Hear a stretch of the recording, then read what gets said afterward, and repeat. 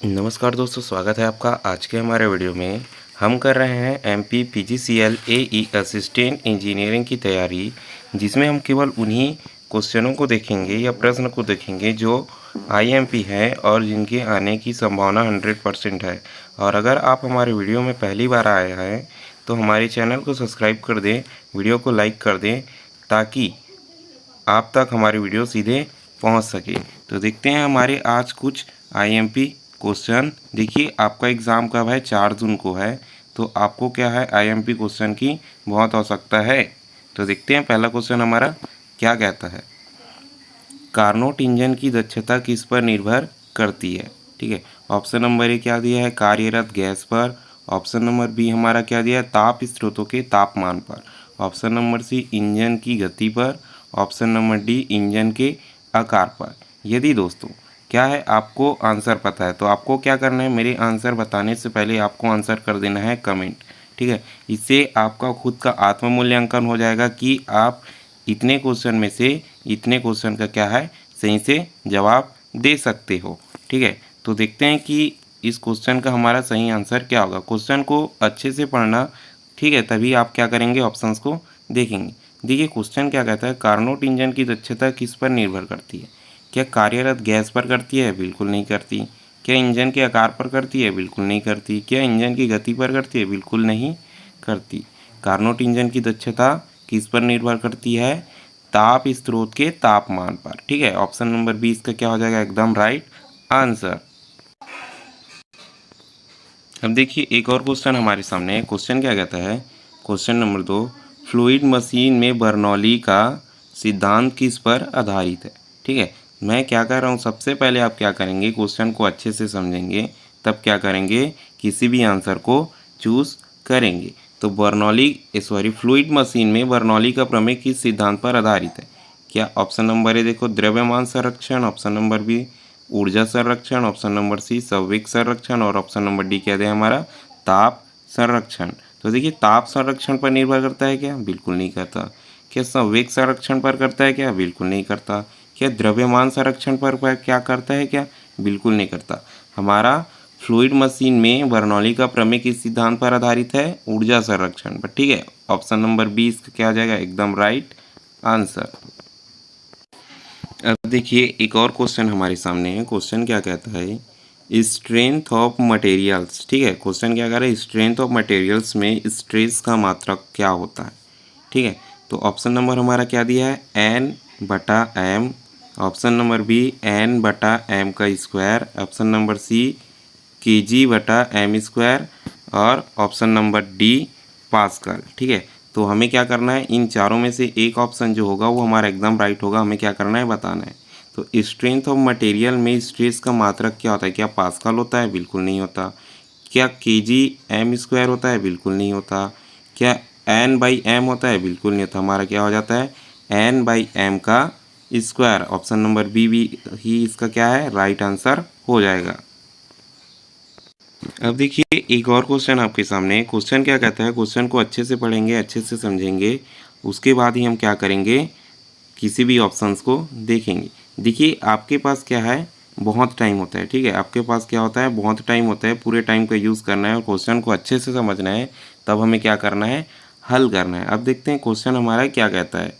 Lathe machine में tool को hold करने के लिए क्या प्रयोग किया जाता है? ठीक है, क्या कह रहा है, लेथ मशीन को या लेथ मशीन में टूल को होल्ड करने के लिए प्रयोग किया जाता है। ठीक है, तो क्या चक का प्रयोग किया जाता है? क्या एयर बोर का प्रयोग किया जाता है?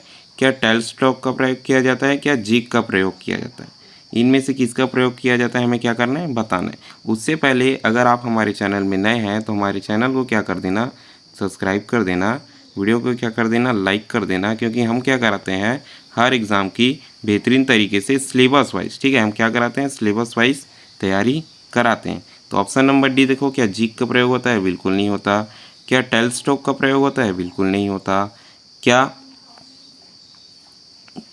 एयरबोर का प्रयोग होता है? बिल्कुल भी नहीं होता। हमारा क्या होता है, ऑप्शन नंबर ए देखो, चक का प्रयोग किया जाता है। तो ऑप्शन नंबर ए चक इसका क्या हो जाएगा, राइट आंसर। अब देखिए एक और क्वेश्चन आपके सामने है, ठीक है।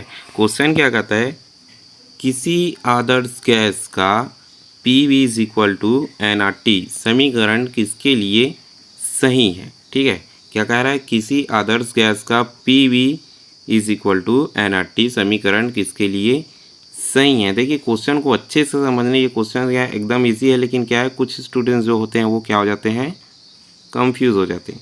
क्या द्रव के लिए, क्या ठोस के लिए, क्या द्रव के लिए, क्या गैस के लिए और क्या प्लाज्मा के लिए। देखिए आदर्श गैस का ये क्या है, समीकरण है हमारा, ठीक है। समीकरण है तो क्या वो ठोस के लिए हो सकता है, बिल्कुल नहीं हो सकता। क्या वो द्रव के लिए होगा, ये भी नहीं होगा। क्या वो प्लाज्मा के लिए होगा, ये भी नहीं होगा। हमारा ऑप्शन नंबर सी ठीक है गैस। आदर्श गैस का समीकरण जो है वो सिर्फ गैस के लिए क्या है, प्रयोग किया जाता है। तो ऑप्शन नंबर सी हमारा क्या हो जाएगा, राइट आंसर। क्वेश्चन आपके सामने है, क्या करेंगे हम क्वेश्चन को अच्छे से समझेंगे, ठीक है। क्या कह रहा है क्वेश्चन नंबर 6, ट्रांसफार्मर किस पर कार्य नहीं करता, ठीक है। यहाँ क्या कह रहा है, सबसे पहले यहाँ देखो नहीं करता, ठीक है। करता है वो गलत हमारा हो जाएगा, ठीक है।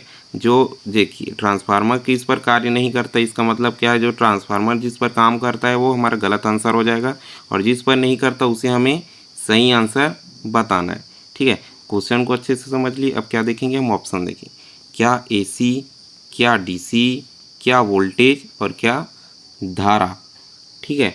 तो देखिए क्या ट्रांसफार्मर धारा पे काम करता है, हाँ धारा पे काम करता है, तो ये हमारा क्या हो जाएगा, गलत आंसर हो जाएगा। क्या ट्रांसफार्मर वोल्टेज पर कार्य करता है, हाँ बिल्कुल करता है, तो ये भी हमारा क्या हो जाएगा, गलत आंसर हो जाएगा। क्या एसी करंट पर ट्रांसफार्मर कार्य करता है, हाँ बिल्कुल करता है, तो ये भी हमारा क्या हो जाएगा, गलत आंसर हो जाएगा। ट्रांसफार्मर किस पर काम नहीं करता, डीसी करंट पर काम नहीं करता, तो ऑप्शन नंबर बी हमारा क्या हो जाएगा, एकदम राइट आंसर।